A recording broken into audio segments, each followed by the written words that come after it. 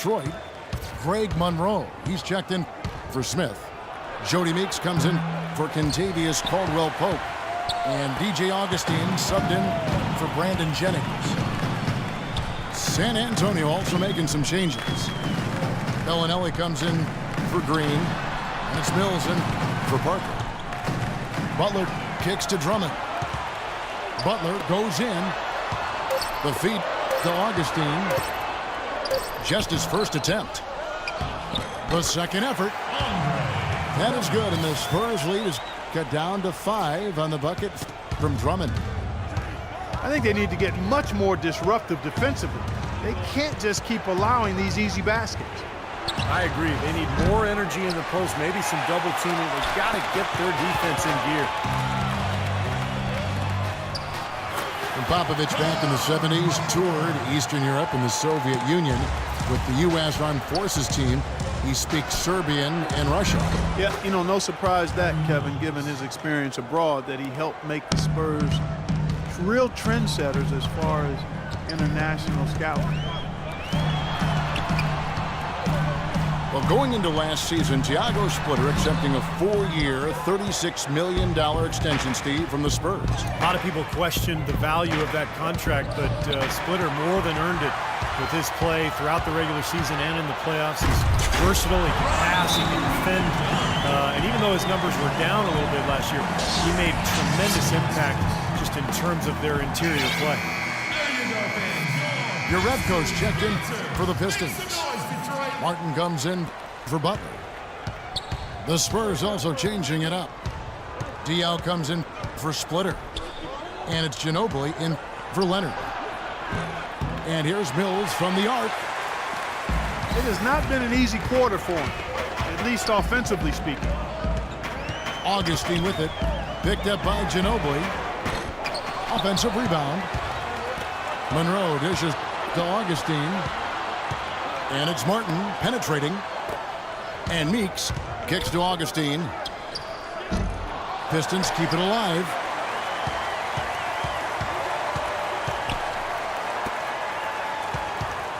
He feeds it to Urebko. That's tipped. Ginobili outside. Three-pointer. That's good. Ginobili's got 13. Defensive foul. And Splitter, clearly, when you look at him offensively, is not a floor spacer. He's a guy who's going to finish inside. He's going to set solid screens. Even though he plays close to the basket, his field goal percentage dropped by almost 10% over the last couple of seasons. He was once superb in that area. Now he's just rock solid. But with the Spurs, in his role, rock solid is good enough. Defensive foul. Nothing fancy about that play. Just good, hard-nosed basketball to haul in the board. The Pistons have converted 1 of 2 free throws so far today. Both teams deciding to change it up. And he misses the second one as well, so he is 0 for 2 that time. Now Detroit moving it up. Martin from outside.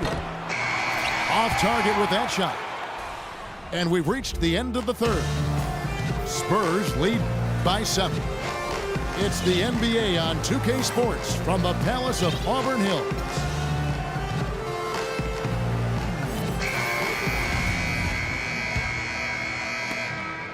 Spurs leading by 7. On the floor for San Antonio. In the backcourt, Parker and Ginobili. Diaw and Duncan at the 4 and the 5. And it's Leonard in at the 3, the small forward. Puts up the baby hook. And Duncan with the basket on the assist by Ginobili. Duncan's got the fourth quarter started here with a bucket for San Antonio. That is some real serious dime dropping there. Exquisite assist. In the first half, they didn't shoot nearly as many threes. But finding themselves down now, they've started to cast up a lot more triples. Jennings kicks to Singler. Another 3 for Detroit. Defensively, they can't afford to back off of him that much. You don't want to be giving up easy threes, especially at this stage of the game. Leonard attacking. Rebounded by the Pistons. And they forced the miss with that good defensive rotation.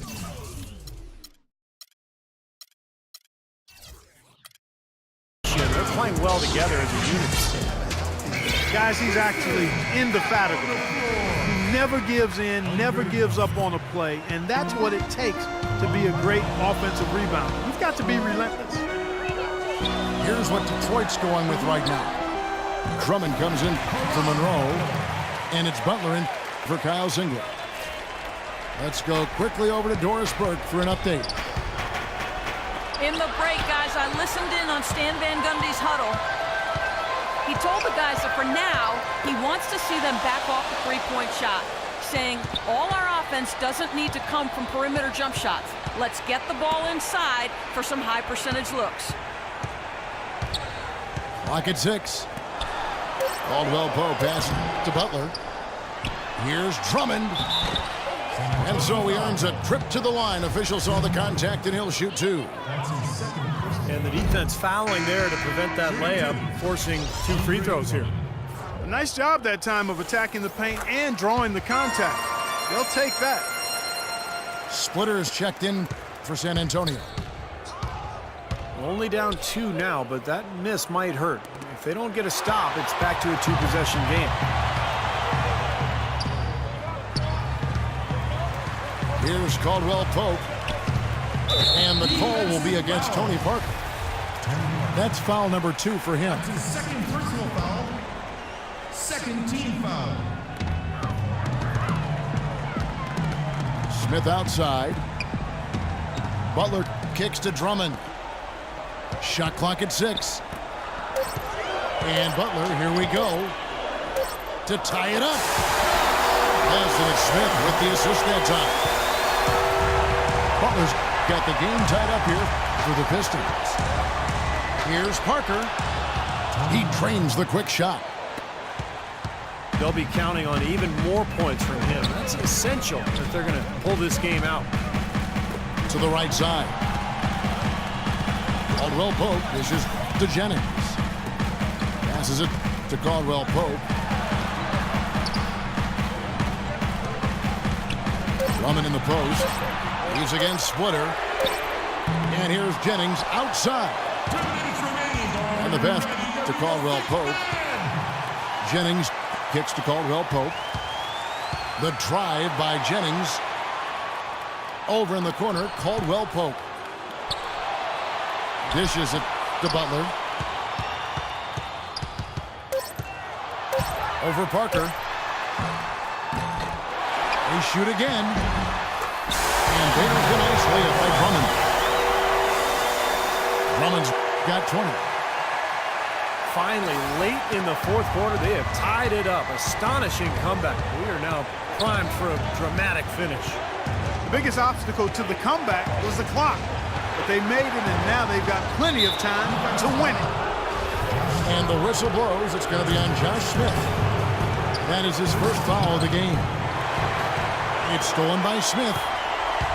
He had just 1 turnover in the first half, and he's already surpassed that total here in the second. Butler's been too much to handle. He's got 8 points, and he has 1 steal to his credit as well. But he's done a better job than the numbers indicate, really. I think he's been really sound defensively, and he's helped his club. They're really doing a good job working hard to get inside and draw contact, a little more so than they did in the first half. Well, to keep a lead like this, they should continue to attack the paint like they have been. Don't settle for jump shots. Find your way to the free throw line. To the paint. And out of bounds as the Spurs gain possession. Oh, that certainly could be costly. In a close one, those kinds of mistakes can really give the other team momentum. Parker passes to Ginobili. Here's Duncan. It's good. And tie game. That is a huge basket right there. When Duncan is on like he is now, there's really not much you can do about it.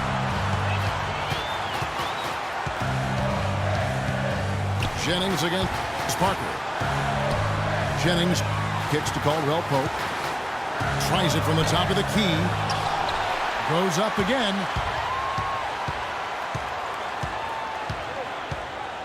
Jennings against Parker. It's back to Jennings. The Pistons working the ball around now. And out of bounds as the Spurs gain possession. Boy, just a brain cramp, guys. I mean, that should have been the simplest of exchanges. And here is Ginobili. They could win it.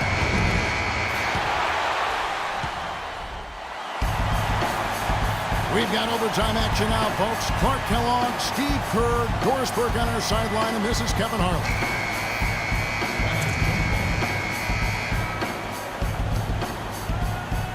And it's the Pistons to start out. So the overtime period is now ticking away. Should be fun. All fueled up and ready to go to overtime basketball here, brought to us by Gatorade. Let's check out who's on the floor. On the court for the Pistons, Monroe and Drummond there inside. Jennings out there with Caldwell Pope, and it's Butler in the small forward position. Jennings dishes to Butler. Caldwell Pope pass to Monroe. Into Drummond. And he stuffs it. What a pass to set him up. Some hang time on that rim puts a little whipped cream on that angel food cake there. It's a tight ball game, and those displays of strength, Clark, can get one team rolling. Agreed. Oh, boy. Whipped cream, cherry on top. It always comes back to dessert for Clark. Pretty much all of their buckets coming from inside the paint now. Yeah, that's 5 of their last 6 baskets inside the lane. They have really established themselves inside. It's the first that brings them within 2 here. Parker's checked in for Patty Mills. And the second free throw, no good. A tough break there. Jennings kicks to Butler. That falls. Great assist by Brandon Jennings. And it's 13 points for Butler. And they've set up countless buckets off assists. That's a huge part of what they've been doing here today. A lot of dime dropping going on out there, Steve. And Tim Duncan gets the whistle that time. And that'll be his 3rd foul so far. Pistons leading by 5. The drive by Jennings. Butler dishes to Caldwell Pope. The offensive rebound. Outside Jennings. And Tim Duncan gets the whistle that time. That will get him his 4th foul of the game. Mills, he's checked in for the Spurs. And it's Butler missing. Splitter. And here they go. And Green gets it to go. That one just took the air right out of the crowd. Yeah, he simply said, sit down and keep quiet with that. Yeah, that's right. Nothing coming out of these fans now. Rising high, punching it down. And you know he loves having that much of a height advantage. He's got so much confidence there. Connects! What a beautiful shot to bring him to within 3. For Detroit, they've gotten things started superbly in overtime, hitting 5 of their first 7 shots. Jennings passes to Butler. And Drummond kicks to Butler.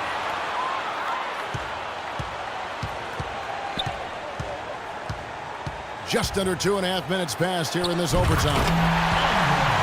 And it's Drummond with the jam.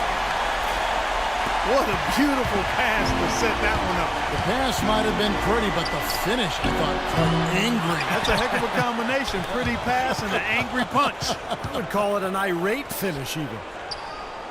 And here's Mills for 3. Rebound by Greg Monroe. Butler goes in. Boom, he jams it straight down.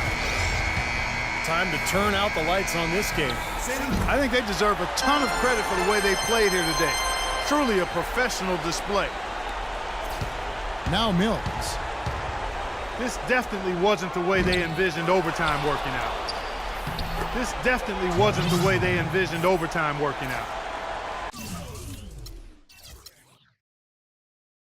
You got to put bodies on the glass right